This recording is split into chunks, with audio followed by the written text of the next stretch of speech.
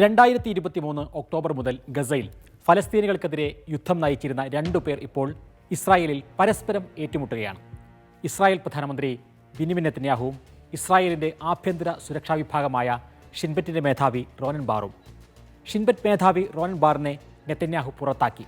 പക്ഷേ അതിനുള്ള അധികാരം പ്രധാനമന്ത്രിക്ക് ഉണ്ടോ എന്ന കാര്യത്തിൽ ഇസ്രായേലിലെ സുപ്രീം കോടതിയിൽ കേസ് നടക്കുകയാണിപ്പോൾ. നെതന്യാഹുവും റോനൻ ബാറും കോടതിയിൽ നടത്തുന്ന വാദപ്രതിവാദങ്ങൾ ഇസ്രായേൽ ഫലസ്തീൻ സംഘർഷം ശ്രദ്ധിക്കുന്ന എല്ലാവർക്കും കൗതുകമുള്ള കാര്യങ്ങളാണ്. നോക്കാം. ദേശാന്തരത്തിലേക്ക് സ്വാഗതം.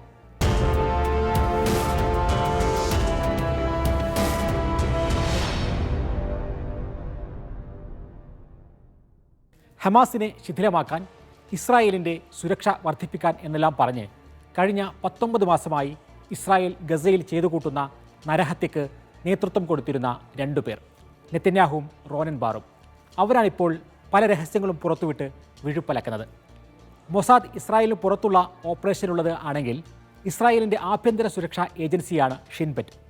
ഇസ്രായേൽ നിയന്ത്രിത പ്രദേശങ്ങളിലെ സുരക്ഷ ഉറപ്പാക്കാൻ ചാരപ്രവർത്തനം അടക്കമുള്ള കാര്യങ്ങളെല്ലാം ചെയ്യുന്നത് ഷിൻബെറ്റാണ്. അതിൻ്റെ മേധാവിയാണ് റോനൻ ബാർ. കഴിഞ്ഞ മാസം പ്രധാനമന്ത്രി ബെന്യാമിൻ നെതന്യാഹു റോനൻ ബാറിനെ പുറത്താക്കി. ഒക്ടോബർ 7 ഹമാസിൻ്റെ ആക്രമണത്തെ അറിയുന്നതിലും തടയുന്നതിലും ഷിൻബെറ്റ് മേധാവി പരാജയപ്പെട്ടു എന്ന് പറഞ്ഞുകൊണ്ടായിരുന്നു ഈ നടപടി. എലി ഷാർവിറ്റിനെ ഷിൻബെറ്റിൻ്റെ പുതിയ മേധാവിയാക്കാനുള്ള തീരുമാനവുമെടുത്തു. പക്ഷേ ഈ തീരുമാനം ഇസ്രായേലിൽ വലിയ വിവാദ കൊടുങ്കാറ്റായി മാറി. യുദ്ധത്തിൻ്റെ മറവിൽ നെതന്യാഹുവിൻ്റെ സ്വന്തം താൽപ്പര്യങ്ങൾ അടിച്ചേൽപ്പിക്കാനുള്ള ശ്രമങ്ങളെ റോനൻ ബാർ തടഞ്ഞതാണ് പുറത്താക്കലിലേക്ക് നയിച്ചത് എന്ന് ഇസ്രായേലി മാധ്യമങ്ങൾ തന്നെ എഴുതി.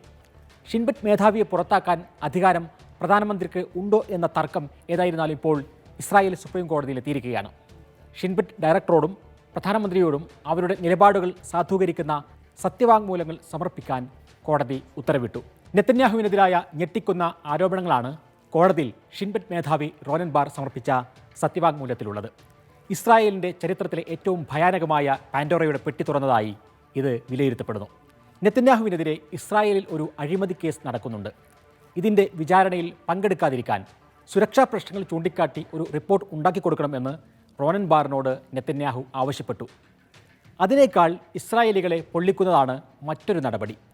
ബന്ദികളെ മോചിപ്പിക്കാത്ത നെതന്യാഹുവിനെതിരെ ഇസ്രായേലിൽ കനത്ത പ്രതിഷേധ പ്രകടനങ്ങളാണ് നടന്നുകൊണ്ടിരിക്കുന്നത്. ലക്ഷക്കണക്കിന് പേർ പങ്കെടുക്കുന്ന ഈ പ്രതിഷേധം തടയാൻ റോനൻ ബാറിനോട് നെതന്യാഹു സമ്മർദ്ദം ചെലുത്തി.